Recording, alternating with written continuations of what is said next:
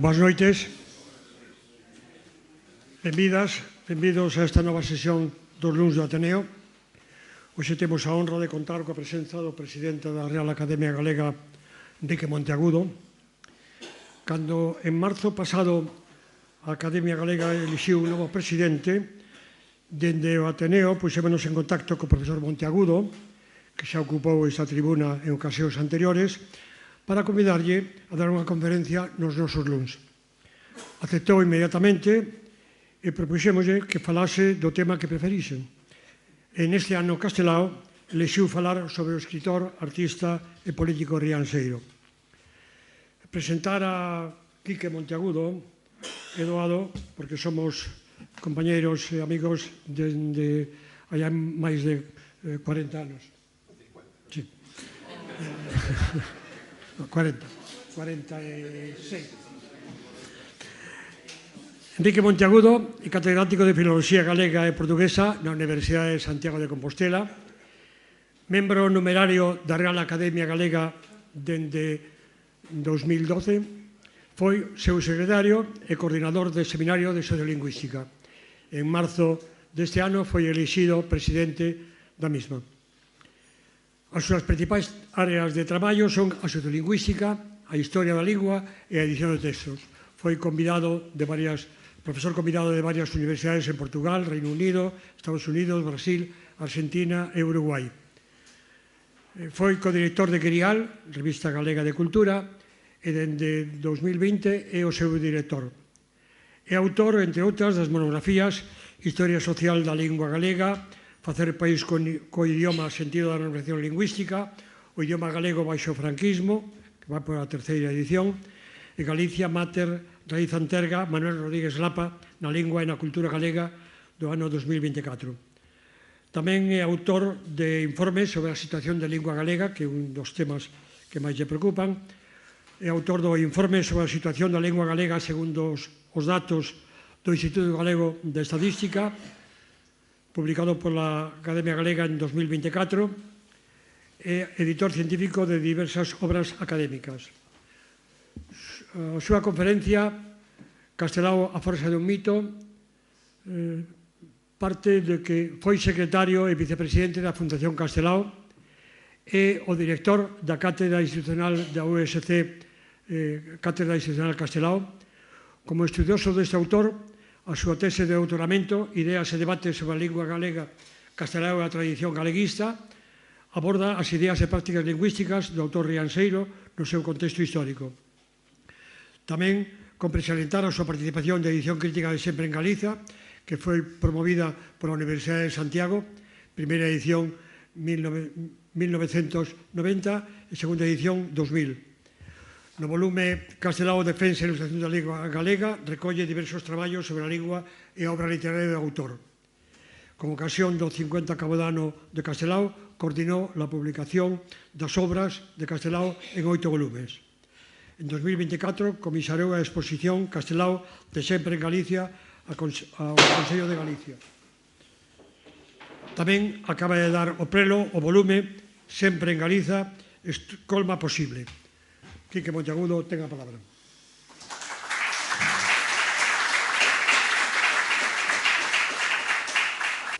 Moi boas tardes. En primeiro lugar, moitas grazas ao Ateneo por convidarme e moi especialmente ao meu querido amigo e compañeiro José Manuel que foi quen xestionou o convite e por facer esta xenerosa presentación.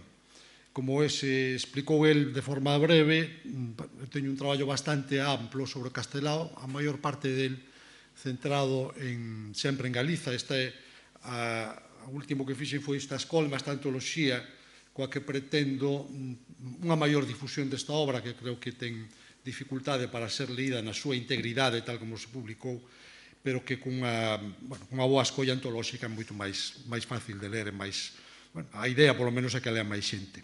Pero, sobre todo, hoxe voume basear no libro que publiquei, na biografía que publiquei sobre Castelao, no ano 2022, que se subtitulei A forxa dun mito, que dubidei moito tamén hoxe para a conferencia, entre por a forxa dun mito ou a forza dun mito. O que pasa que decidime pola forxa, porque o que vou falar En realidad, o que vos vou dar é unha visión un pouco global de Castelao, seguindo a trayectoria biográfica, como foi construíndose Castelao como artista, como intelectual, como político e como figura de referencia para toda Galicia dentro do marco, figura fundamental, podíamos decir, do século XX en Galicia. Se titulase A forza do mito, quizáis debería falar de outro aspecto moi interesante, pero que non vou tocar aquí, que é como se construía o mito de Castelao. Xa comezou a construirse en vida, pero evidentemente, sobre todo, deuselle unha continuidade despois do seu pasamento. Desto segundo, en principio, non vou tratar, se queredes no diálogo podemos falar un poquinho máis. Como me vou a apoiar nunha presentación, porque falar de Castelao hai que referirse moito ao aspecto visual da súa obra plástica, e parecíame que era moito máis axeitado facelo acompañándome de imaxes, entón vou facelo de pé, ali, que me vai permitir seguir mellor o desenvolvemento da conferencia a partir das diapositivas que vos vou presentando. Cando abordamos a traxectoria vital de Castelao, pois eu creo que se pode deixar dividir, polo menos a efectos de ter un esquema nestas tres fases. Unha primeira, que é unha fase puramente formativa, diríamos, da súa infancia e adolescencia, que vai desde o nacemento, no 86 en Rianxo, ata o ano 1915, por dicilo de alguma maneira, despois explicarei un pouco máis cando casa, cando forma unha familia.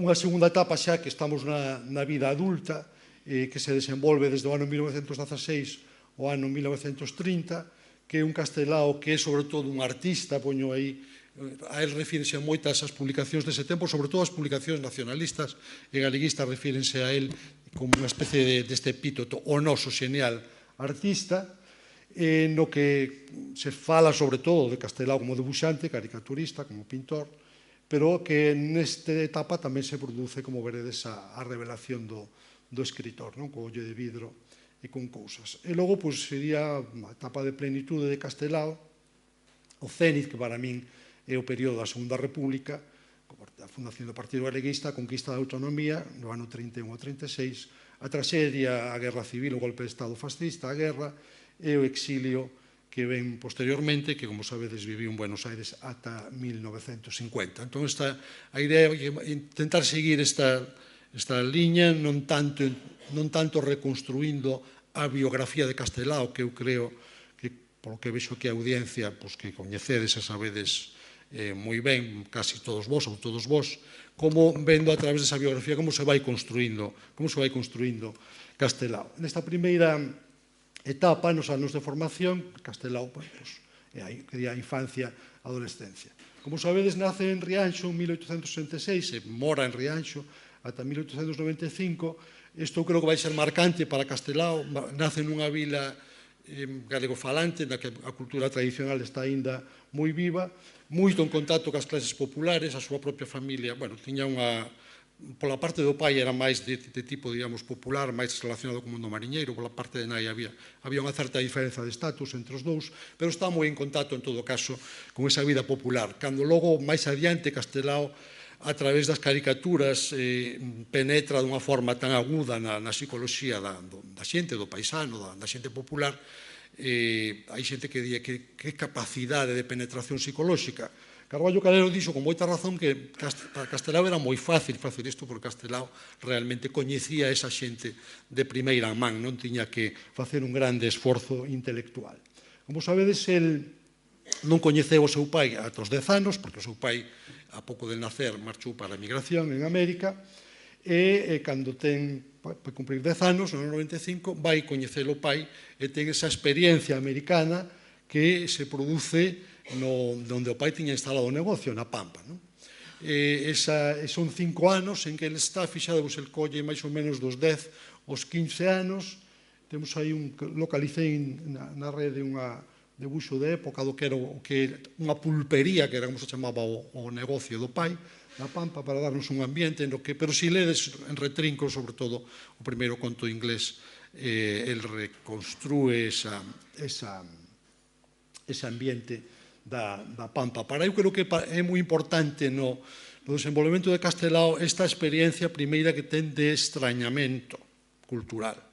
Ele sae dun ambiente moi empapado dunha cultura que está moi espesa ali en Rianxo e de repente atópase de neno nun ambiente culturalmente moi distinto. Eu creo que este extrañamento da súa propia cultura, este Castelao ser arrancado de cativo para América, lle dá unha visión moito máis aguda da singularidade da cultura galega.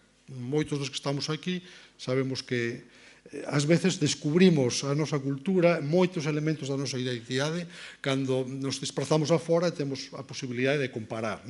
Está claro que para Castelao, e iso está moi ben reflectido, por exemplo, no relato do inglés, que para Castelao foi un choque cultural extraordinario e que con seguridade isto a ele lle fixo decatarse de ata que punto a cultura galega era singular, non estaba aí porque sí. O país medrou socialmente, económicamente, na emigración, e cando regresa coa familia, pois está, digamos, que o estatus social está máis alto, non? De que cando marchara, como lle pasou a bastante da xente que foi a América. Unha persoa que está medrando socialmente, nesta época, pois unha maneira de plasmar isto na súa descendencia era dar unha carreira a un fillo, evidentemente, na Universidade de Santiago. Nos primeiros século XX había moi pouca xente ou ningunha xente procedente das clases populares. O pai convence a Castelao para fazer medicina, que probablemente sería a carreira, diríamos, que máis ostentaba, mirade que ben me vai na vida, con un fillo médico. Aí el ten unha experiencia moi de integración na Bohemia compostelá, poñovos algunhas imaxes moi ilustrativas disto, Castelao de Tuno, Castelao nunha obra de teatro, Seixa de Larguirucho, e o feito de que el deseña a cuberta da primeira edición de La Casa de la Troya. O sea, que ele estaba moi... creo que esta, se non me engano. Pero ao mesmo tempo brolla nel a vocación artística. De feito, o pai manda ao Madrid para que faga o doutoramento. Naquela época non había outra maneira de facer doutoramento, só a Universidade Central de Madrid daba doutoramento. E o que consegue con isto é que Castelao se afinque na súa vocación artística. Entra aínda máis en contacto co ambiente cultural madrileño e chega un momento que confesa, temos a carta na que lle confesa ao pai: mire, é que eu non quero ser médico, quero ser artista. Probablemente esta vocación artística, diríamos que o desviou do camiño en que o pai o estaba levando cara a un ese desclasamento que experimentou o pai e que se supoñía que tiña que experimentar el. Aí vemos xa un Castelao moi consciente da súa condición de artista, algo que se vai ver constantemente ao longo da súa vida.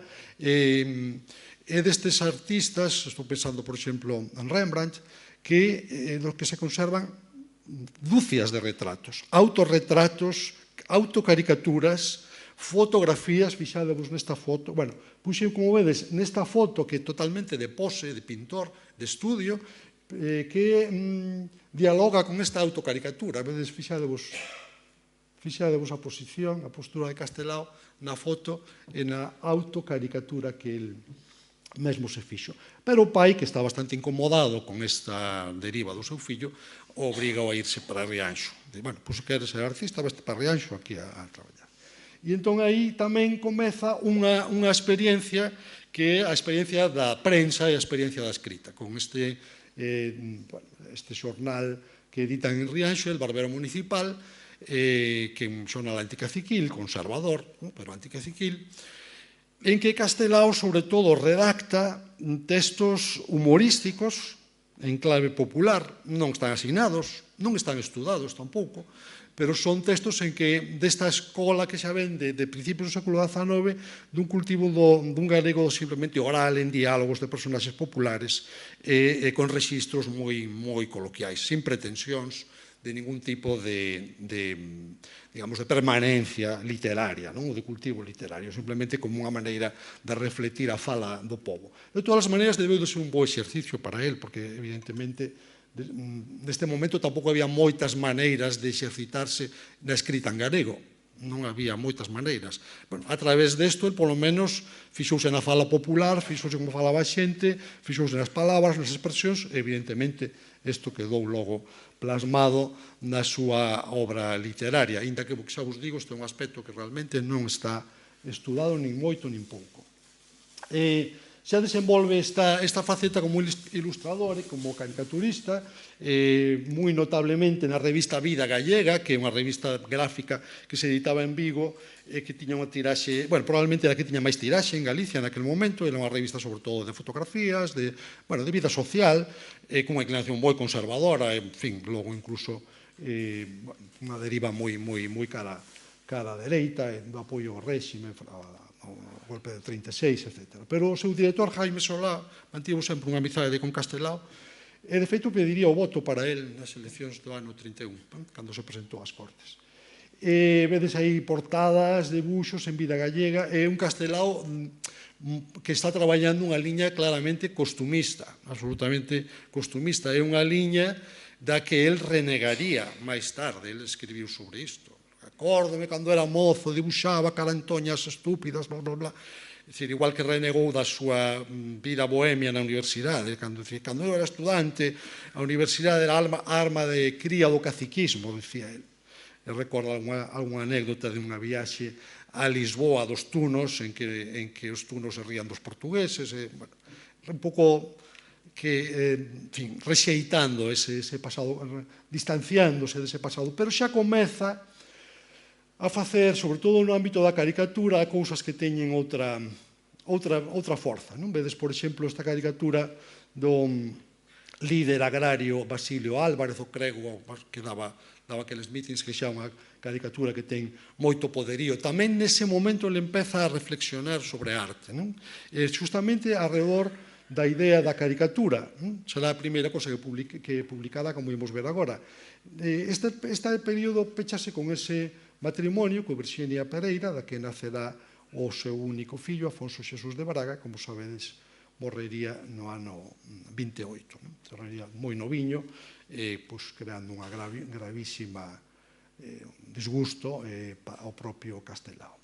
Por tanto, aí como que empeza unha nova etapa, xa ten unha familia, ten que buscar un traballo fixo, e cando se presenta as oposicións para ser funcionario, porque el quería seguir dibuixando e pintando, pero quería ter garantido un salario fixo para manter a súa familia, e isto é o que vai levar a Pontevedra, como funcionario de Facenda en principio. Pero o que vai dedicarse el é a arte.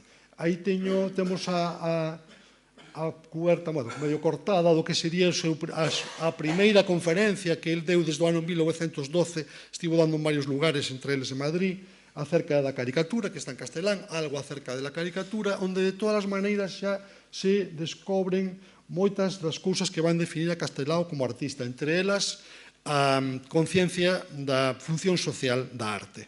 A caricatura é un tipo de expresión artística que vai dirixida ao gran público, mesmo de forma privilexiada a través da prensa, é dicir, que ten un público moi amplo, que ten unha función social crítica. E isto el xa o ve claramente, xa o explica claramente nesa conferencia.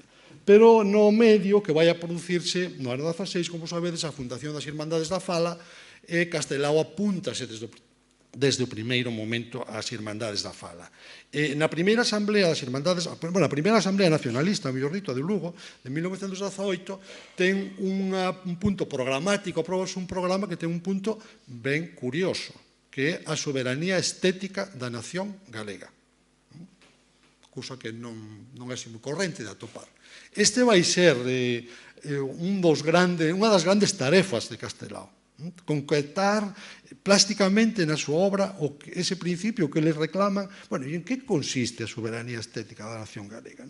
Entón xa empeza con ese tipo de reflexións na conferencia Arte e Galeguismo, que dá no ano 19, que é a primeira conferencia que dá en galego, e é unha das primeiras conferencias deste tipo de tema serio que se dan en galego. Pensade que para nós, hoxe que eu estea aquí falando en galego, máis ou menos é o esperable, non? pero é que no ano 1919 que alguén, un intelectual, unha persoa estudada como era él, un artista, dese unha conferencia en galego era algo absolutamente insólito. Si ledes esta conferencia, que logo se publicou, a parte inicial, como se ve noutras conferencias de outros intelectuais, como Risco, por exemplo, e nas conferencias de Castelao seguirá dando, a parte inicial é explicando, xustificando por que estou falando en galego. Necesitaban explicalo. Onde este arte galeguismo onde empeza a querer definir o que sería unha arte galega e onde, sobre todo, el mesmo confesa unha influencia da que se ten falado, pero eu non sei se se ten falado bastante ou se ten afondado bastante, que é a influencia do pensamento, da arte e da literatura rusa. Aí cita xa a Tolstoi como unha das figuras que o inspiran. Tense falado moito desa influencia cando se fala do teatro de Castelao, pero non tanto na súa visión da cultura, dunha cultura nacional e dunha arte nacional. Está totalmente implicado nestes anos nas tarefas das irmandades, das tarefas do galeguismo, no nacionalismo nacente, no que el, como vos digo, o que eu creo que salientaría deste período é como esta xente se volca nos medios de comunicación de masas, que naquele momento son a prensa. Como esta xente se decata que para chegar á sociedade hai que facelo a través de medios que chegan a moita xente, nomeadamente a prensa. Naturalmente, el, con un escritor moi recoñecido, fora de Galicia tamén, aparece mesmo como ilustrador do xornal que era El País naquela época, que era El Sol de Madrid. Mesmo, como vedes, con ilustracións en portada e sorprendentemente con debuxos cos pés en galego da prensa madrileña. De feito, El Sol quixo, digamos, contratar como ilustrador, como dibuixante fixo, non se quixo comprometer, porque tampouco quería ir para Madrid, pero durante un tempo colabora en El Sol, pero colabora no Diario Galicia, que crea Paz Andrade, entre outros, en Vigo, e, en moitas publicacións, nomeadamente, como é obvio, na nosa terra, que era o voceiro das irmandades. Aquí temos a foto da primeira Asamblea Nacionalista, e un dos múltiples autocaricaturas ou autorretratos que Castelao fixo, o Castelao desta época. Como vedes, un adulto xoven con certo aire de dandy. E neste ano tamén, nestes anos, no ano 20, revélase unha faceta de Castelao que vai ter moitísima repercusión pública, que é a través da exposición Nós. A exposición Nós, que todos coñecemos, porque logo se recolleu nun álbum que se publicou no ano 1930, que era o álbum Nós, pero que antes de ser recollido e publicado nun álbum foi unha exposición que percorreu toda Galicia desde o ano 20, que se inaugurou na Coruña, ata o ano 24, que pechou o ciclo en Santiago de Compostela no claustro de Fonseca. Que foi el mesmo di no prólogo, pero históricamente é certo, foi unha exposición que resultou un auténtico shock para a conciencia social da época, porque nese álbum el presenta unha visión de Galicia completamente rachadora, coa visión edulcorada de un certo costumismo. Pensade en un Sotomayor, nun Llorens, unha visión dunha Galicia moi folclorizada, pero envolveita así nun aire de algodóns, e contra esa idea el presenta unha estética moi influída por Goya, que con un certo carácter tremendista, unha Galicia moito máis dura, sobre todo a Galicia de labregos, de mariñeiros e dos marxinados sociais, nomeadamente dos cegos, que van sempre ter moitísima presenza na súa obra, entre outras razóns, polos seus propios problemas de vista. Aquí está esta lámina, que son uns cegos pedindo a porta da igrexa, que saiu sin pé, pero que tiña un pé. O pé que tiña era "A verdade está fora". E este debuxo, cando se expuxo con ese pé aquí en Fonseca, a exposición aquí, que pechaba o ciclo, foi coincidindo coa fundación, co lanzamento público do Seminario de Estudos Galegos. Alrededor da exposición organizábanse conferencias onde ia, por exemplo, Otero Pedrallo inaugurouse como orador, cando a exposición se deu como orador en galego, cando a exposición se fixo en Vila García, e cando se fixo en Santiago houve un ciclo de conferencias entre que arredor do Seminario de Estudos Galegos era como a presentación de largo do Seminario de Estudos Galegos. Nesa mesmo conxunto de actividades estaba acababa de chegar como arcebispo de Santiago Lago González e nomeado presidente de honra do seminario, que era, bueno, como un respaldo público extraordinario, ¿no? Vindo da Igrexa, ademais, ¿no? Para evitar que Lago González vise o pé do debuxo, retiraron yo porque lles parecía un pouco ofensivo, non? E quedou así sin pé, a verdade está fora. En esta época tamén se produce a viaxe a Europa, non? A viaxe que fai con a bolsa da Xunta de Ampliación de Estudos e que o leva durante 9 meses, sobre todo a París, ata o verán, desde xaneiro ata o verán a París, despois a Bélxica, Holanda e, sobre todo, a Alemanha. En fin, é unha viaxe na que el percorre varios dos principais museos de Europa, sobre todo que ten ocasión de coñecer de primeira man os abrollos do movimento vanguardista na arte, nomeadamente cubismo, etc. El escribe un diario que está ilustrado, foi publicado polo Museo de Pontevedra xa hai casi 50 anos, pero de aí sacan varios artigos para a revista Nós, que nese momento tamén acaba de fundar el con Risco, concretamente sobre o cubismo. Da arte contemporánea vedes tamén dos autorretratos del que se conteñen no diario.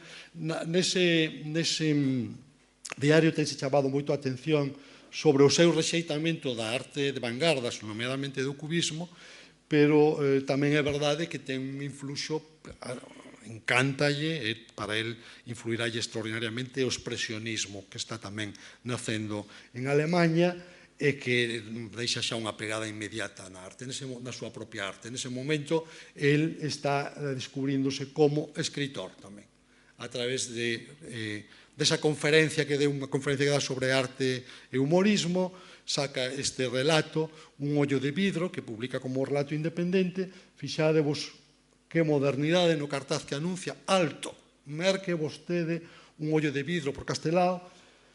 A cuberta do libriño, as ilustracións do libriño, unha versión que el quixo facer para a escena como está ilustrada. Aquí é un Castelao macabrista, que é moi de época, ese macabrismo, ese gusto polo morte, por tal, pero con unha estética claramente expresionista,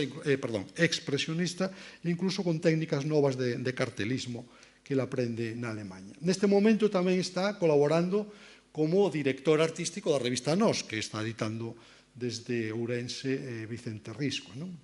Aí comeza a publicar os primeiros xermolos do que vai ser o xénero que el crea, que é o xénero das cousas, que son no que, se el nos debuxos de prensa, pois un debuxo con un pé, que a veces é un diálogo, a veces é unha descripción, desenvolve ese pé, vai andando desenvolvendo, desenvolve uns pés que teñen un carácter descritivo ou brevemente narrativo e intenta crear unha síntese entre imaxe e texto que van ser as cousas, que, como tedes, esta é unha das que se publica, primeiras que se publica en Nós. Cando, aquí vedes o humor de Castelao, a cuberta de Nós, por suposto, onde hai unha especie de fusión entre inspiración románica, barroco, expresionismo, estilo novo, unha mestura bastante abigarrada de estilos e de influencias, pero o humor de Castelao, cando ven o golpe de Estado de Primo de Rivera no ano 23, que obriga a suspender a actividade política e as Irmandades da Fala, el publica esta autocaricatura na prensa: que vai de ser de min sin os caciques. E na que non puxen aí o debuxo, pero para min o millor que publica cando é o golpe de Estado, que é o que publica ao día seguinte. A conversa que había neses días era: ti és dos de antes ou és dos de agora? O sea, eres dos do réxime anterior ou eres dos de agora, da ditadura de Primo de Rivera? El di: eu son dos de dispois. tiña un grandísimo chispa, un talento. E desenvolve unha extraordinaria tarefa como ilustrador de libros, de revistas, de publicacións, con cartéis, vedes, por exemplo, o anuncio de Céltiga, e ese primeiro libro de cousas que publica o Seminario de Estudos Galegos no ano 26. Este desenvolvemento da carreira artística de Castelao ten un momento corte brusco, coa morte do fillo, que o deixa mergullado nunha terrible depresión, da que cesa toda a actividade, péchase, ofrécenlle varias cousas de ir para América, non quere facer absolutamente nada, está pechado na súa dor, pero os amigos xestionanlle unha nova bolsa de estudos que o leve a Bretaña para, de alguma maneira, que saia un pouco dese ambiente. E no ano 28 fai esta outra viaxe de estudios a Bretaña, traballando sobre un dos temas dos que viña traballando antes, que eran as cruces de pedra. Aí está o seu interese, a súa pescuda sobre a arte popular que el vai fixar nos canteiros. Outro día asistimos a unha conferencia no Museo de Pontevedra sobre as cruces de pedra na Galiza, na Bretaña, e ali hai documentación de que ele levaba facendo fichas sobre cruceiros desde os anos 20. Incluso tiña fichas con debuxos e fotografías e información, hai moreas de fichas, o sea que ele estaba xa poñendo o ollo na arte popular, na arte de cantería, desde moito antes. Efectivamente, esa saída a Bretaña que dá lugar a este traballo que presenta ao Seminario de Estudos Galegos e que é publicado polo Seminario de Estudos Galegos en 1930, serviu para reanimar a Castelao. E nestas, o que se produce foi a caída da ditadura, a proclamación da República. Entón, aí vai comezar unha etapa distinta de Castelao. Non se pode dicir que Castelao non fose político antes, era político, pero era político sobre todo a través da arte, inda que tiña unha militancia nas irmandades, etc. Era unha militancia que el manifestaba sobre todo a través da súa arte, na súa transmisión artística, e agora o que vai existir un Castelao que se mergulla de forma directa na acción política.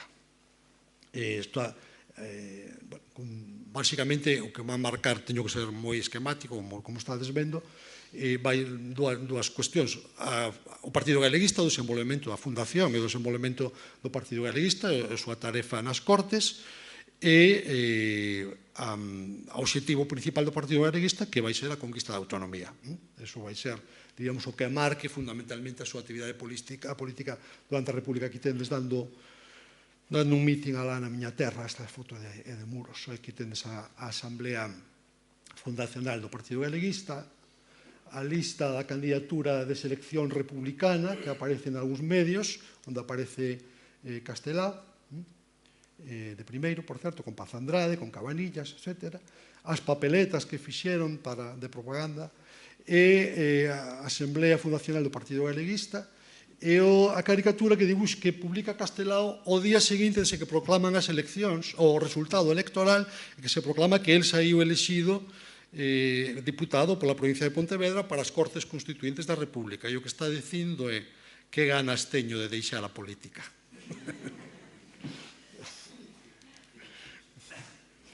Este xa é unha grande homenaxe que lle fan en Lugo no ano 32.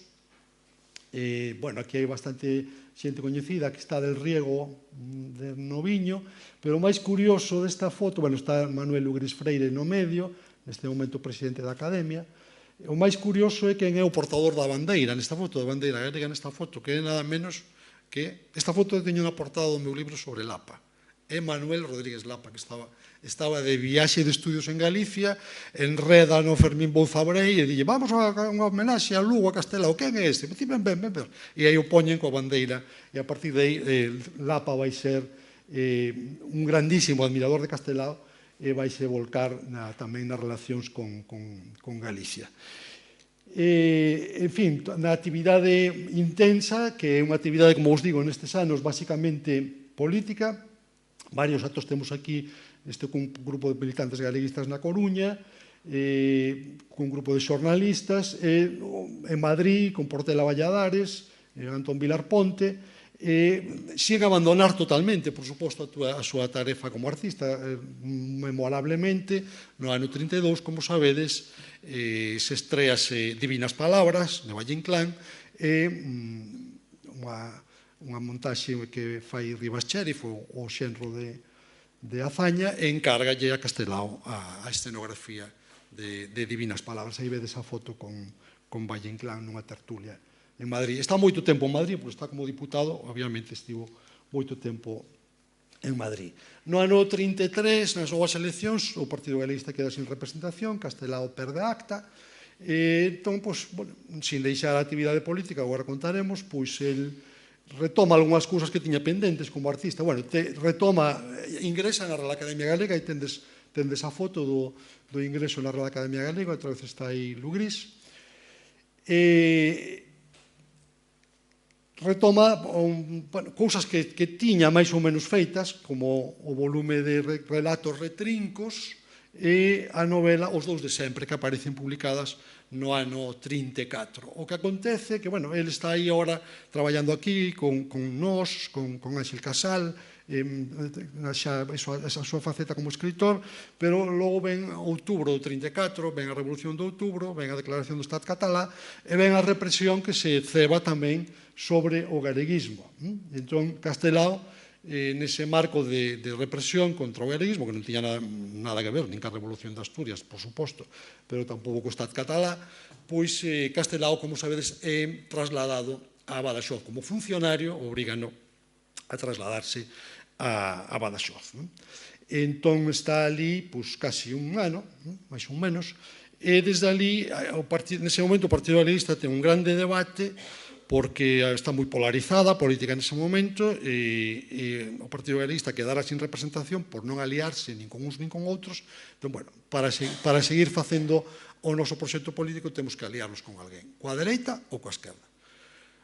Ese é o grande debate que hai, e Castelao, como secretario político, alíñase claramente a favor dunha alianza coa izquierda republicana. Ao mesmo tempo está Bóveda tamén desterrado como funcionario en Cádiz, como secretario de organización do partido, e os dous defenden esta liña. E el defendo a través dunha primeira serie de artigos que publica na Nosa Terra, que era o que leía a militancia galeguista, que son as primeiras verbas de chumbo, que son basicamente, quizáis, eu creo que como do ensaio castelaiano é o máis vistoso desde o punto de vista literario, é o máis coidado literariamente. El vai establecendo uns paralelos entre Galicia e Extremadura a través de escenas que el desenvolve, que construye como fábulas, xustificando a súa posición. Por exemplo, por poñervos unha fábula, hoxe visitei, conta unha historia, hoxe visitei a Catedral de Badaxoz, o organista ensinounos o órgano, un órgano maravilloso, con moitísimos tubos, pero un órgano totalmente inservible, cheo de morcegos. O organista coidao, pero non o toca. Entón, el di, así fan algúns intelectuais da nosa terra, lanzándolle unhas lanzas a risco, que predican e tal e cual, pero non fan o que tal. Este procedimento literario que ele vai desenvolver nesas serie moi bonita que, independentemente das cousas que podo decir con usted máis ou menos de acordo, pero moi ben construída, que son as primeiras verbas de chumbo.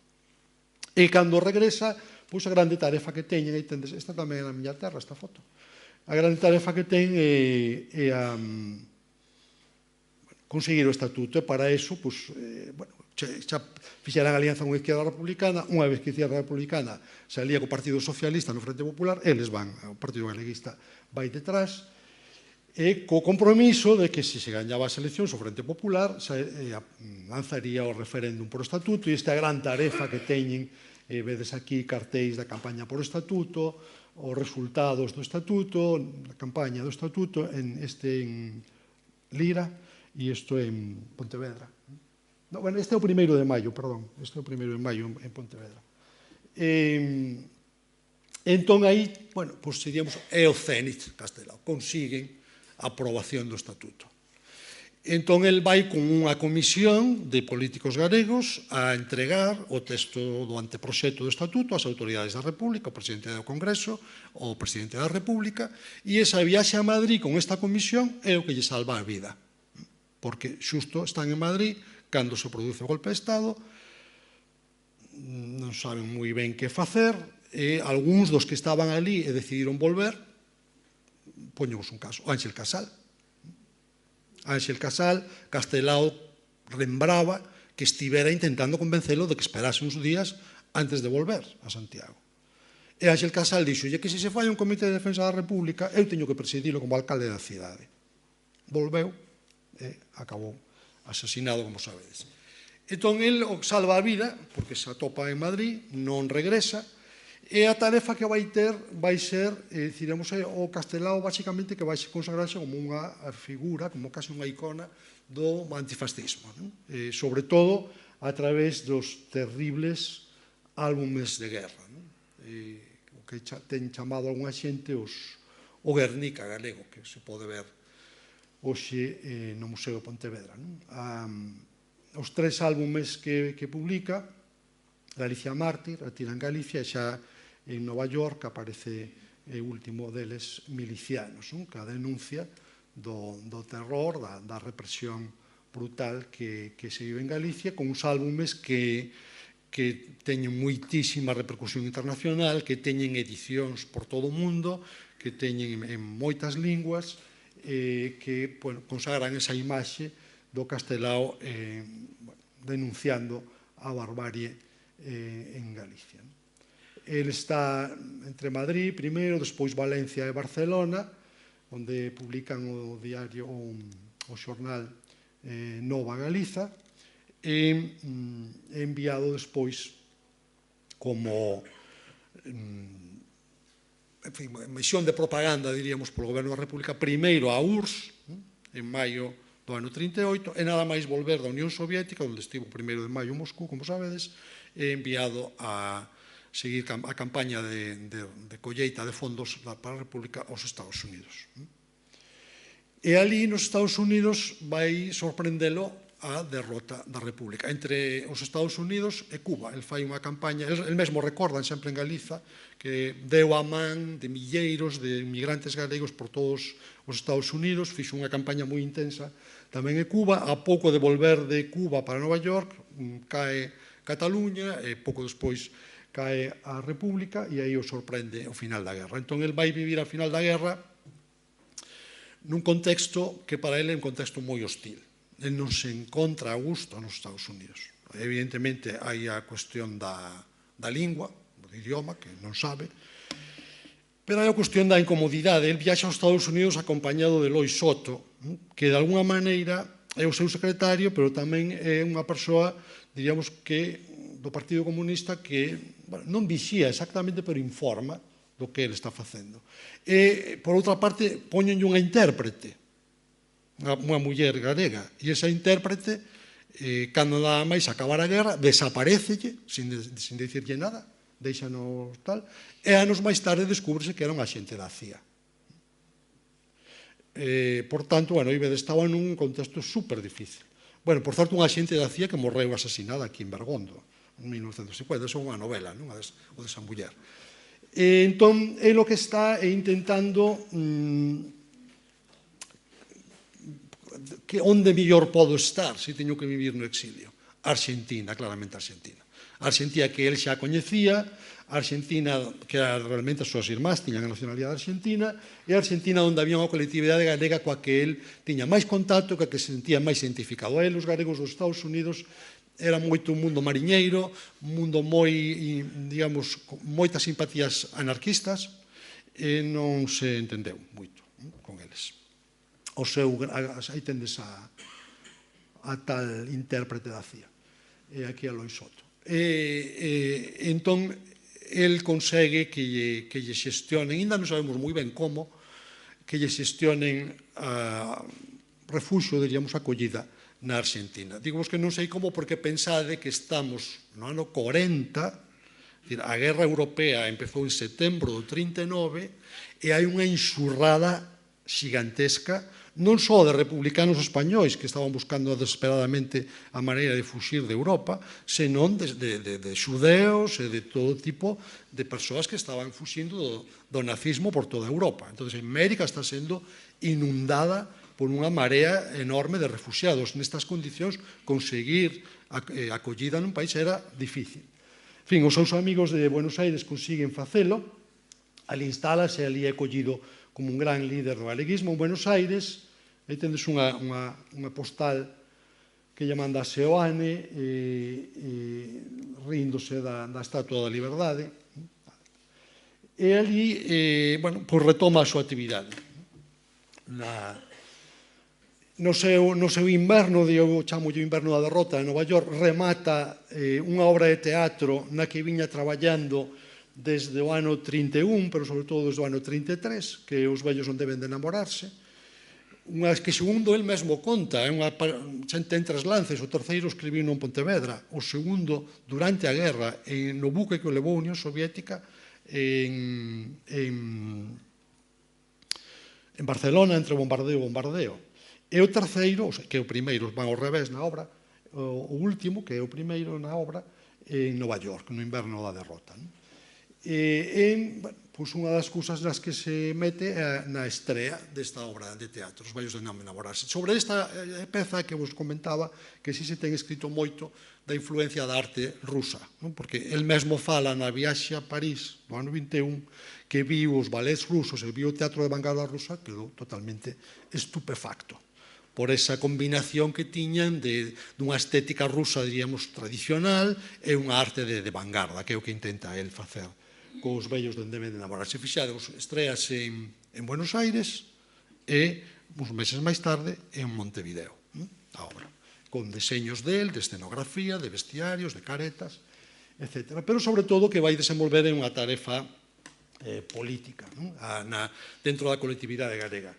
El foi nomeado, ao final da guerra, líder do Partido Galeguista, pero non conseguiu reactivar o Partido Galeguista. A xente que estaba do galeguismo no exilio estaba moi espallada, buscándose a vida en condicións moi difíciles.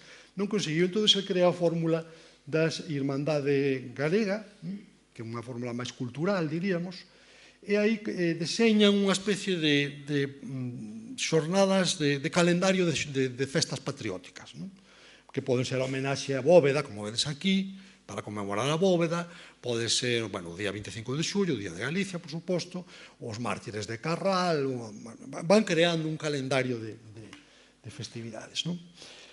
Pero no ano 43 prodúcese unha inflexión moi grande na Segunda Guerra Mundial, as forzas do nazismo e do fascismo, despois da derrota de Stalingrado, empezan a recuar, e entón o exilio republicano comeza a ver a posibilidade do final do réxime franquista. En ese contexto, onde el decide axuntar unha serie de escritos que fora parte deles publicando nos anos anteriores, parte que deixara inédito, nun volume que lle puxo este título, primeiro chamoulle Co pensamento en Galiza e despois Sempre en Galiza, onde recolle as primeiras verbas de chumbo do ano 34-35, unhas segundas verbas de chumbo que publicou durante a guerra, unha especie de memorias de guerra e de exilio que empeza a escribir en Nova York, e un libro máis doutrinal a partir de conferencias que el fai dando en Buenos Aires. Aí tendes unha mostra dos orixinais que están no Museo de Pontevedra, os que nos servimos para a edición crítica que se mencionou antes. El concibe a publicación do libro e a presentación pública, tendes aí a foto da presentación pública, como actos de propaganda, de preparación de ambiente para o lanzamento do Consello de Galiza, que crea no ano 44 como unha especie de goberno galego no exilio que vai ter como misión, basicamente, garantir que si se recupera a democracia en España, a autonomía galega vai ser debidamente recoñecida. E isto acompaño dun pacto cos nacionalistas vascos e cataláns que se chama Galeusca, que dá lugar incluso a unha publicación en Buenos Aires esa revista chamada Galeusca, sobre todo vai no facer en colaboración cos vascos do exilio. Temos aí unha foto con eles. Efectivamente, ao final da Segunda Guerra Mundial, esta expectativa de que vai haber o franquismo vai caer, pensade que Nacións Unidas créase en San Francisco finais do ano 45, creo que decembro, se non me acordo mal, nas primeiras decisións que toman a Asamblea de Nacións Unidas no ano 46 é a retirada de embaixadores de España e o boicot ao réxime franquista. Isto crea unha grande esperanza de que as potencias democráticas van impoñer unha saída a Franco.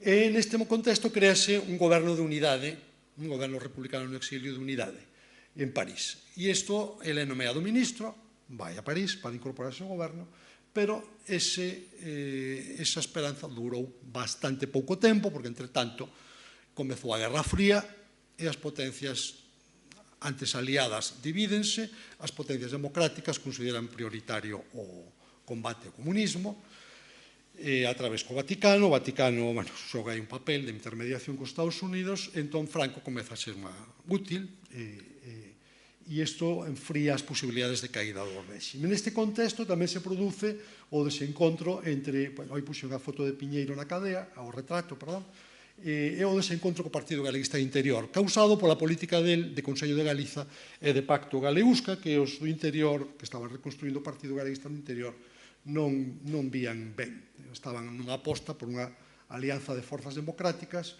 e consideraban, esta escisión entre interior e exilio deuse en todas as forzas políticas nese momento en España, en as catalás, as vascas menos.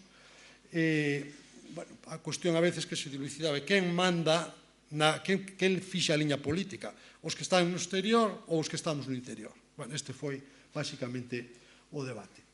E Castelao volve moi decepcionado desa experiencia de ministro da República, dese desencontro co galeguismo do interior, que para él foi absolutamente esgazador, e, curiosamente, en vez de voltar con un espírito que podíamos decir de derrota, de crepúsculo, de que non hai horizonte, volve con un espírito de esperanza, que ese espírito de esperanza que plasma no que sería a súa intervención oratoria máis brillante, creo, de toda a súa trayectoria.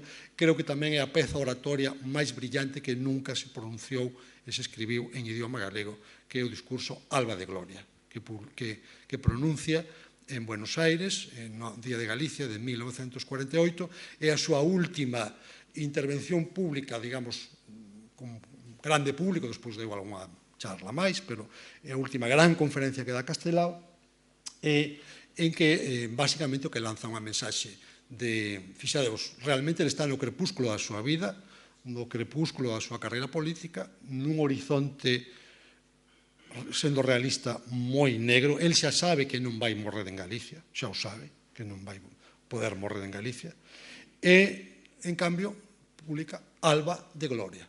É capaz, nese contexto, ver un futuro de esperanza para o país, o cual o converte tamén nunha peza moi emblemática da nosa tradición cultural. E xa ele está enfermo, xa non deixa de ter actividade pública, e Luis Seoane, sobre todo, traballa febrilmente para ver se consiguen publicar antes da súa morte As cruces de pedra na Galiza, que el deixara preparado antes de marchar para París. A súa última grande obra. Conseguen imprimir os primeiros pregos para que Castelao asine os primeiros pregos, pero xa non vai ver esa obra nunca publicada. E, efectivamente, morre en xaneiro de 1950 en Buenos Aires. E, para rematar dunha maneira moi breve, porque me estou prolongando moito, de onde procede esa estatura mítica de Castelao. Claro, digo mítica porque tivemos un debate outro día na Coruña sobre isto, que a quen lle parecía que non se debía falar do mito Castelao porque era rebaixalo. Eu creo que estamos utilizando, eu polo menos nun sentido positivo. O mito non, para mí, non é un engano. O mito é un símbolo, e un símbolo que interpela, non? É un símbolo creativo, que xera a historia, por tanto, o vexo como algo positivo. Vemos como el consegue gobernar, sin resolver, pero sí gobernar, es decir, como consigue sacar forza desas contradicións entre o artista e o intelectual e o político, algo que sería contradictorio, e que era contradictorio. El consegue sacar forza da tensión entre a súa faceta como artista e a súa faceta como político, entre a teoría que se desenvolve o seu pensamento sobre arte, por exemplo, a creación, entre o seu pensamento político e a súa acción política, entre o universalismo e o galeguismo, entre a cultura e a arte culta e a cultura e a arte popular, entre a tradición e a modernidade. E logo ese arte especialmente tráxico que se despide da súa obra, da súa traxectoria entre un home que basicamente foi coñecido en Galicia como un humorista e que ten unha obra que despide humor, e humor galego por todas partes, e logo ten que confrontar a traxedia que el tivo que confrontar. Ese contraste entre o humor e a traxedia. E como el navegou dunha forma heroica, porque realmente hai que dicirlo así, dunha forma heroica, polo medio das traxedias máis terribles do século XX en España e no mundo. Moitas grazas.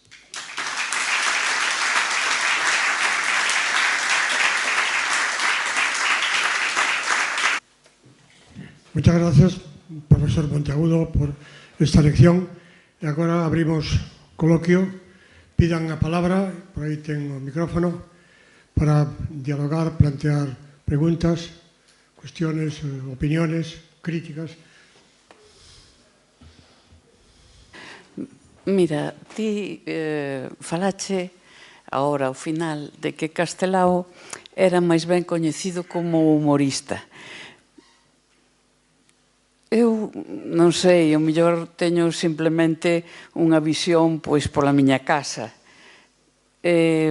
O que sempre oín na miña casa era que Castelao era unha figura non só artísticamente superior, sino tamén políticamente moi interesante. Bueno, os libros de Castelao na miña casa estaban escondidos. Miña nai falaba de que fora a ver esa conferencia de Castelao sobre a arte e quedara prendada non solamente da importancia artística, sino tamén do atractivo que tiña Castelao políticamente tamén. Eu creo que eso, o sea, me parece que non era só coñecido, polo menos nos ambientes universitarios, como un humorista. A ver, hai que saber que tua nai tiña estudos. Eu dicía que era coñecido popularmente, é dicir, o que se di é que a él, por exemplo, axudoulle moitísimo desde o punto de vista electoral que era moi coñecido polas viñetas que publicaba no periódico. É dicir, porque eso chegaba, fixadevos que un momento que, bueno, a prensa galega empeza a medrar, empeza a haber xornais con tirada importante, porque a xente vai á escola, a alfabetización se incrementa moito, pero ainda había moito analfabetismo. E as viñetas de Castelao podías ver unha persona analfabeta con que alguén lle lera o pé, o tal xa estaba. Entón, cando se populariza aquilo de eso son cousas de Castelao, evidentemente o Castelao que aparece nesa frase, esas son as cousas da vida por Castelao, é o das cousas da vida, é dicir, que unha cousa é que a xente máis ou menos intelectual e formada, obviamente apreciaba en un Castelao artista e intelectual, debía provocar un impacto realmente moi forte na xente que o coñeceu. Eu aínda coñecín xente, vellos, muros, Manole, que creo que xa aquí tamén o coñece, que era de Noia, que a mi Manole contábame que cando Castelao foi a Muros o mitin do estatuto, o que dixera Castelao, reproducíame o que dixera Castelao. E dixo, bueno, Manole, que era un pouco poeta, ata que na prensa da época vin unha reseña dun mitin de Castelao en Muros. Decía exactamente o que Castelao. É dicir, Manolé quedárase cas frases que Castelao dixera naquel mitin. Probablemente, ao mellor, ele logo as leu en algún sitio, as memorizou, pero cando falamos con xente que tivo ese coñecemento directo de Castelao, realmente era unha persoa que daba un impacto moi grande. Pero claro, que non ia nun mitin, bueno, eso mellor se chegaba a máis xente, pero que ia a conferencia de arte?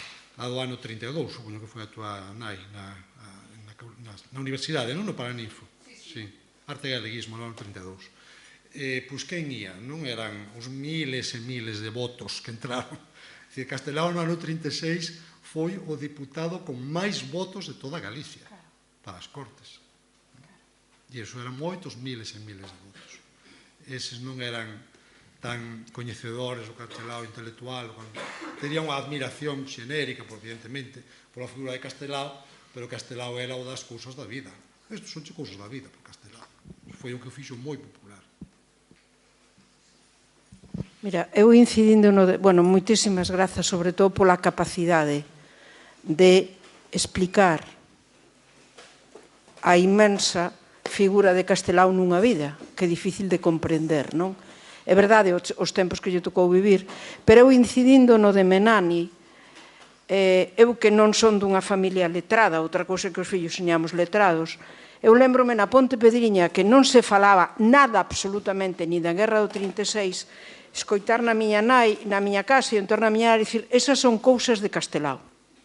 E un pouco despois, a final dos 60, os vellos non deben de enamorarse, a cantiga se cantaba xa.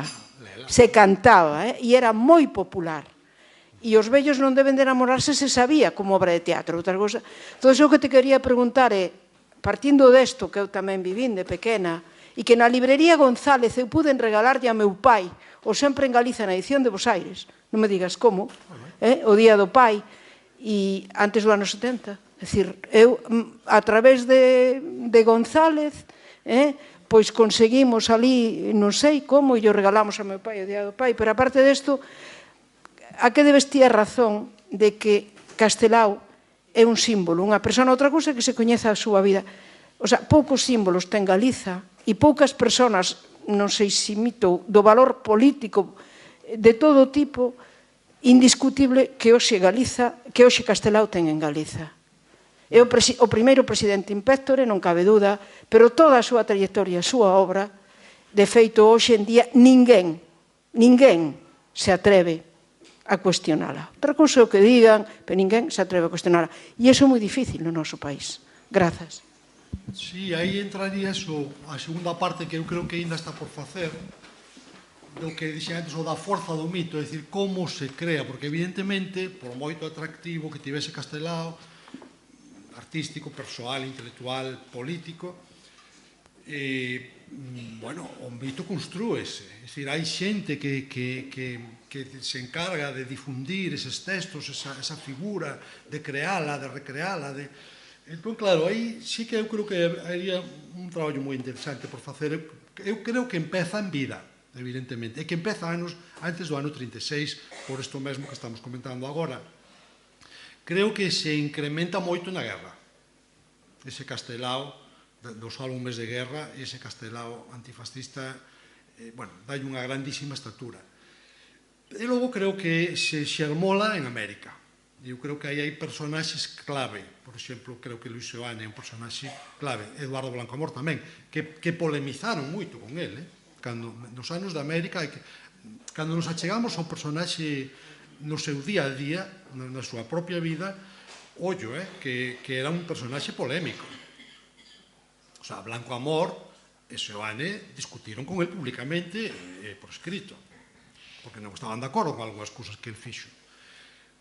Pero xusto intelectuais como Blanco Amor, por exemplo, que foi o quizáis o que máis polemizou con el, que non tivo ningún recato en criticar determinadas actitudes ou determinadas prácticas de Castelao, cando Castelao volve de París e cando Castelao morre, quen dá a oración fúnebre na Chacarita? Blanco Amor. Quen publica Alba de Gloria no ano 51? Blanco Amor. Seoane, que tamén estivera disentira con el en cousas, é o que se encarga das cruces de pedra. Seoane escribe Castelao pintor, Castelao artista, perdón. Blanco Amor escribe Castelao escritor. Despois, en América empeza eso, a xermolar con forza. Despois, aquí en Galicia, claro, Galaxia no ano 53 publica Os vellos non deben de enamorarse, o único que se podía publicar de Castelao nese momento. A partir do ano 60-61 empezan coas cousas da vida, o Gollo de Vidro. A Real Academia Galega, animado por Del Riego e por Galaxia, ten, me parece, a usadía, o segundo día, o primeiro día destas galegas foi dedicado a Rosalía, como todos sabemos, pero o segundo foi dedicado a Castelao, que no ano 64 había que botarlle bastante peito. Si vedes, na Academia publicamos un dossier sobre como foi o ano 64, o ano das letras galegas. E entón veredes que en Galicia, pois, hai un artigo de Ferrín nun medio, hai outro artigo de Alonso Montero en El Progreso, creo que é, un par de conferencias, e pouco máis se puido facer. Galaxia publica o que chama a escolma posible, que foi onde saquei o título. Posible, a escolma posible, que significaba dar unha imaxe de Castelao moi amputada, que logo se lle criticou, pero que non podían facer outra cousa, temos o expediente de censura. Non se podía facer outra cousa. Entón, aí empeza, e logo, bueno, creo que o movimento estudantil, as asociacións culturais, o Galo, entón, aí, digamos, como eu, xa falo con unha memoria un pouco máis recente, lembro-me do ano 75, que era o 25 Cabo d'Ano, como tamén se fixeron cousas, a estatua de Rianxo, bueno, empeza aí, pero hai como se vai creando ese mito, é algo que aínda temos que ir vendo. E non entendendo, por suposto, como vos digo no debate do outro día, é que se falas de Castelao como un mito é como se falas de Lola Flores. Castelao, como falo de Castelao como un mito, falo do que ti acabas de falar, de un símbolo que xa está por riba de todos os debates e que é un personaxe que nos interpela ca súa vida e ca súa obra, un mito que crea, que interpela, que moviliza. Hola, é dicir, eu penso que, por exemplo, Castelao está tamén, digamos, a figura de Castelao está moi marcada pola época histórica que tuvo que vivir, que, digamos, podemos falar dun Castelao artista e dun Castelao político. Desgraciadamente, digamos, a etapa política estuvo marcada por la República y por la dictadura. Y esto creo que de alguna forma impide conocer a fondo, digamos, a personalidad y o pensamento de Castelao y hasta dónde podía chegar. Como se viu, como tú señalabas, por certo, fantástica conferencia na división que no propio Partido Galeguista se estableceu cando, digamos, as eleccións do 34. Es decir, entonces, eso non te parece que leva a que se fagan interpretacións moi variadas da figura de Castelao e de chegar a decir que diría Castelao ou que pensa Castelao? Sí, claro, unha vez que é unha figura incontrovertida, gracias, Caciñas, como unha figura incontrovertida, como dicía agora Encarna, tes que admitir que haxa distintas lecturas de Castelao, distintas aproximacións a Castelao. Eso a mí non me parece negativo, porque eso significa que distintos sectores ideolóxicos da sociedade galega o consideran, o fan seu, bueno, e fan as súas lecturas. E iso a mí me parece positivo. Eu o que creo é que hai que facelo con honestidade. É dicir, que o que non podemos é deturpalo. Podemos facer lecturas, porque hai... Castelao dá para unha lectura conservadora tamén. Evidentemente, o Castelao do Frente Popular, antifascista e tal, non dá moito para unha lectura conservadora. Pero hai un Castelao anterior, un Castelao que bueno, bastante... Non digamos nada nas súas ideas artísticas, que eso dá para moito debate. O que acontece é que eu creo que el, efectivamente, xa se colocou por riba, é dicir, por exemplo, co tema do Partido Galeguista, non no 33, 34, 35, que se iban por un lado e iban por outro, sino que moito máis polémico foi o que pasou despois da guerra. O que se fala da liquidación do Partido Galeguista. Foi Castelao que disolveu o Partido Galeguista. Isto a mí sorpréndeme, porque xa o dixen, eu publiquei varias veces, e ninguén me leva a contraria. E seguimos instalados no mito de que foron os galeguistas do interior os que liquidaron o Partido Galeguista. Non. Foi Castelao. E está posto por escrito con documentación que eu mesmo publiquei. Castelao intenta recompoñer o partido, unha vez que ao final da guerra os galeguistas de Buenos Aires din nestas circunstancias non podemos ter unha vida normal do partido, non podemos fazer unha asamblea, e ti quedas elixido líder do partido. Entón, nese momento, ele escribe aos galeguistas que ten por América espallados, en Cuba está Álvarez Gallego, en México está o fillo de Ramón Cabanillas, en Brasil, escríbelle a todos, mirade, acabo de ser proclamado líder do partido, queremos reconstruir o partido, temos que facelo en América, bla, bla, bla, bla. e non obtén a resposta que esperaba. Porque esa xente que ele escribe, pois imaginadevos o que era ser un exiliado no 40, 41, 42, que tiñas que buscarte a vida desde cero, nun país que non coñecías, bueno, a xente, houve xente que puido dedicarse ou que quixo dedicarse máis á política, outra que non tanto. Quen quixo reconstruir o Partido Galeguista foron os de aquí, os do interior. E o choque veu deso, de que cando Castelao crea o Consello de Galiza, Castelao non sabe que aquí están reconstruídos. Fixademos que estamos falando do ano 44, en plena guerra mundial. Imposible a comunicación entre uns e outros. Os de aquí non sabían que Castelao estaba facendo o Consello de Galiza. E Castelao non sabía que os de aquí estaban construídos. Cando no ano 45 por fin consiguen conectar, ti estás facendo isto, eu estou facendo outro. Bueno, o Consello de Galiza é a máxima expresión política de Galicia, eu como presidente, bueno, moi ben, aí tendes o Consello de Galiza, é perfecto, pero aquí temos o Partido Galeguista, e aquí mandamos nós. Empeza o choque. Que non é, desto facemos un drama terrorífico, ese mesmo choque dase en Esquerra Republicana de Cataluña, dase no PSOE, dase en todos os partidos dese momento.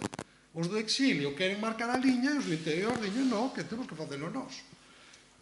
Por exemplo, o exilio que convocar unha folga xeral revolucionaria, porque desde París parecía moi fácil, e os daqui diñen, pois estades tolos.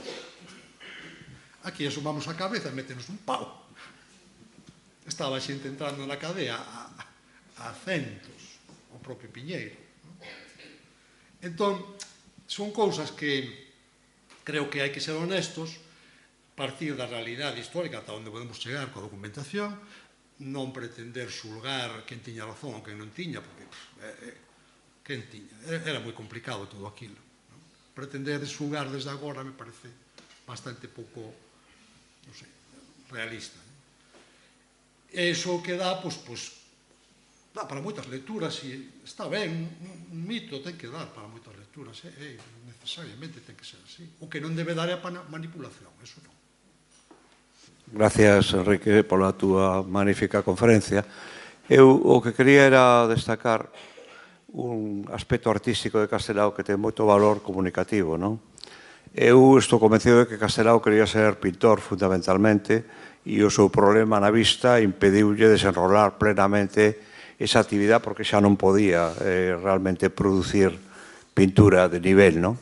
E chega ao dibuixo como forma expresiva despois dunha etapa nos anos 10 en Madrid, onde un periodista compostelán que foi Alfredo Vicente o introduce nos medios de comunicación e el ve como o periódico que ten dificultades ca fotografía empeza a utilizar a imaxen como elemento expresivo. Eu creo que realmente Castelao tuvo a habilidade de colocarse nos medios de comunicación a través do dibuixo cun mensaxe que era moi difícil colocar por escrito. Eran uns medios totalmente adversos e realmente el, a través desa imaxen cargada de simboloxía, penetra nos medios de comunicación galegos e chega a un público en gran parte analfabeto dunha forma que evidentemente non se pode chegar cun texto. E consigue que nas tabernas mismo se coloque cada día o recorte do xornal para que a xente o comente e o valore. Eu creo que isto é moi importante porque senón non se explica a súa popularidade. Pero tamén hai que decir que é unha figura de nivel internacional. E isto a veces o esquecemos. Eu, nos anos 90, nun congreso en Argentina, un teórico do cómic que se chama Juan Acevedo, que é un dos grandes historiadores do cómic e autor dos manuales máis importantes do cómic no mundo, decía que él lle debía todo a Castelao. E non sabía quen era Castelao. O sea, o situaba como unha especie de dibuixante portugués, galego, español, pero realmente él plasmou ali nunha proyección que me quedé realmente impactado, que era un dibuixo dunhos nenos preguntándose que comerá o rei, non? E entón él analizaba a partir dese dibuixo como realmente se podía facer realmente unha labor política e social simplemente a través dun simple dibuixo, non? Nada máis. Creo que nesto ten un valor extraordinario. Sí, Castelao é un artista ademais moi autoconsciente, é dicir, explícase moito sobre a súa arte. Creo que isto el xa o ve, como os comentei antes, o primeiro texto dele, algo acerca da caricatura, el xa ve o potencial crítico e o potencial de chegar ás masas que ten a caricatura. El xa, é dicir, el estudou o tema, sabe do tema, e a conferencia sobre a caricatura, segundo os expertos, é absolutamente genial.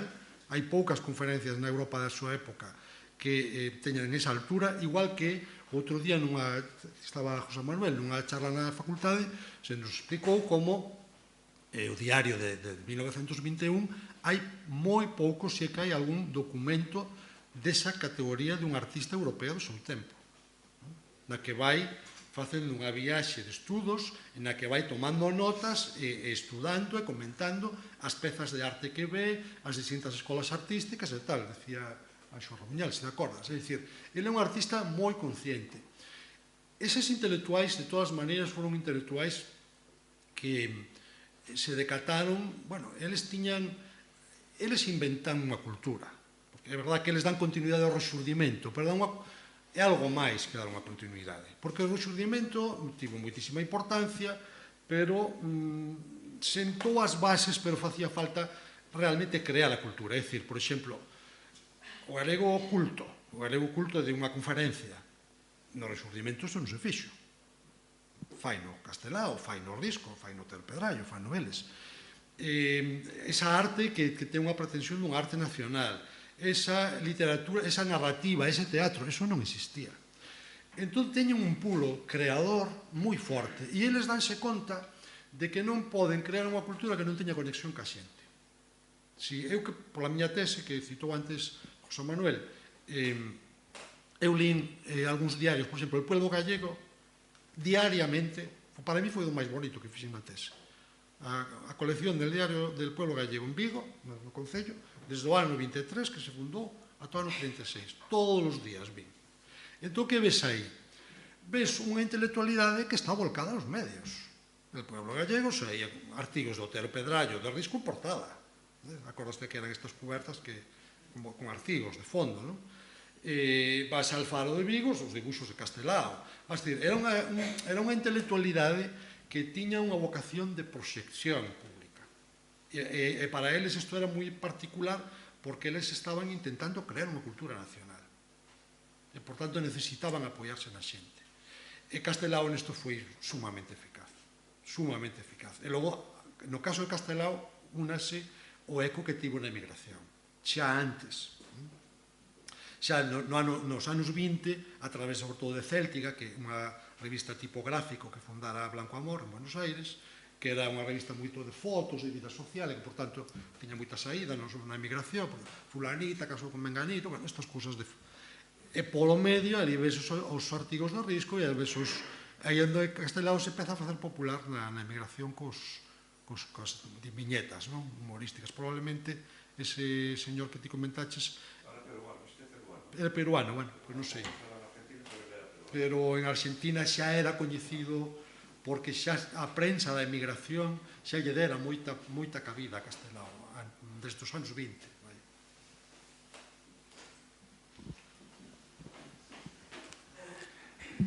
Bueno, eu teria tantas cousas que decir que xa me perdo, porque Castelao é unha figura enorme. Felicitar a Enrique pola conferencia que nos dá un proxecto de un persoeiro inabarcable. É que Castelao é inmenso, é un superdotado, é un comunicador. Tiña a virtude esa, cando non había medios de comunicación, que agora tiña todo isto, non? Castelao, hai que ver que non chegou a vivir os 64 anos. Morreu poucas semanas antes de cumprir os 64. E as que tal fixo Castelao na súa vida, dá para facer ilustres a varias personas en distintos eidos. É que é un superdotado. É un superdotado e un comunicador. Pero, non sei, xa me perdo. Por certo, está aquí Camilo Nogueira, logo vou a ver se o cito, porque ten moita importancia en eventos de Castelao. Pero eu queria dicir, a vida de Castelao foi tan difícil, que non tivo máis que problemas desde que naceu hasta que foi soterrado en Santiago. O que naceu o 29 de xaneiro de 1886. Bautizouse o 30. Esta historia contei algunha vez, xa se tivo relevancia. Bueno, entonces, a familia puxolle de nome Daniel. Pero o cura, don José Magariños, que era o párroco de Rianxo en aquel momento, era un monárquico radical e botoulle un Alfonso por diante. Entonces, Alfonso Daniel Manuel. Manuel ven polo avó materno. O paterno era o avó José Ramón, que era o que vivía, pero o materno, non? Entonces, sendo un dibuixante, un home con que era prácticamente cego. Non tivo máis que problemas de vista toda a vida. Seguramente a súa decisión de facerse funcionario foi en parte pensando por eso que fago eu de médico se perdo a vista, non? Foi unha da razón, como no superdotado, fixe funcionario de estadística que foi o primeiro que lle saliu, así por ali, non? Logo, non tivo máis que un fillo e morreu adolescente por un erro médico, ademais, non? Foronlle pasando e morre no exilio por amor á súa terra. Acaba morrendo no exilio. Tuvo a ruptura do partido absoluta cando se meteu no Frente Popular, que eranlle a dereita galeguista, da que abandonaron todos, Filgueira Valverde, este Vicente Risco, todos, menos Otero Pedraio. Foi o único que seguiu, foi José Lino en Pontevedra, xente en seu entorno, todos. Así que foi unha vida do máis azarosa. E agora vou contar dúas cousiñas, xa contei as primeiras horas de vida coincidente co cura monárquico. Quería falar, además por estar no Camilo Nogueira aquí, o retorno dos restos. Eu estaba na comisión, eu son Javier Baltar, eu son como da familia Castelao. Para min, as irmás de Castelao eran as miñas tías. Bueno, pois, entonces, cando no 83, no outubro de 83, Camilo Nogueira propón ao Parlamento Galego que se faga o retorno dos restos de Castelao, se aproba por unanimidade, excepto quen?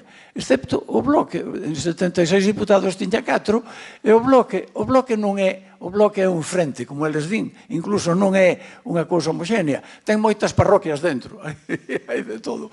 Bueno, entonces, un grupo do Bloque decidiu poñerse, entre outras cousas, porque non xuraban a Constitución e foron expulsados do Parlamento, porque non xuraban a Constitución, que era obligado, porque, segundo logo a fórmula que colleron os vascos, por imperativo legal, xuramos. Que quer decir? Que era imperativo. Non había outra. Entón, bótanos fora e Camilo Nogueira, a esquerda galega en aquel momento, propón a retorno dos restos e votan todos menos o que? O Bloque que estaba expulsado. Entón, deciden tomar a postura política, para min lamentable, de opoñerse ao retorno. Porque o traía a dereita, eles entendían, pois, o partido da dereita tal. Bueno, entonces, se organiza todo sin eles. Acórdome moi ben que na comisión estaba Sixto, e Sixto dimitiu, porque había un acto previsto no Obradoiro, unha recepción magna, pero as forzas de seguridade colleron medo. Hai amenazas por todas partes, e houve que suprimir o acto do Obradoiro, a recepción, e facelo directamente a San Domingos de Bonaval. Entonces, tiñan soplo Domingo García Sabel e Domingo Ferreiro, os dous domingos, eran o gobernador civil e o delegado do goberno, de que iba a haber un intento de secuestro do Cadaleito. Ese é o que explica o retorno. Terei que escribirlo. Hai moita xente xa ido, que lles parece moi mal que fale desto. Pero foi así. E tiñan noticias fieles. Eu non sei como traballa a policía. Aprendemos na televisión, con infiltrados, con confidentes. Van secuestrar o Cadaleito. Orden de Domingo Ferreiro, e ainda hai poucos meses que falei con el. A orden era ao Cadaleito nin se lle toca. Entonces estaba programado a traída dos restos a San Domingos por a Rúa de San Pedro.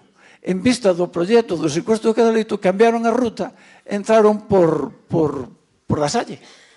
Isto explica as cargas enormes, porque o Comando Noroeste, que era o encargado do secuestro, tiña que romper as barreiras e cambiar de posición. Entonces a policía tiña orden, nin se toca. Os outros que querían facer a súa operación buscaban a foto da policía quitándolles, o Guardia Civil quitándolles a Castelao. nada máis que con eso. Pero, en fin, entonces, xa vou a rematar esta intervención cunha anécdota fantástica. Doña Teresa... Termino porque estamos fora de tempo. Sí, pero é que merece a pena. Doña Teresa estaba ingresada no hospital, que a prepararan para o retorno dos restos e tal. Bueno, entonces, pasada unha semana, xa do retorno do seu irmán, os incidentes, todo eso, había que sacala dali, levala para a súa casa, estaba xa de alta.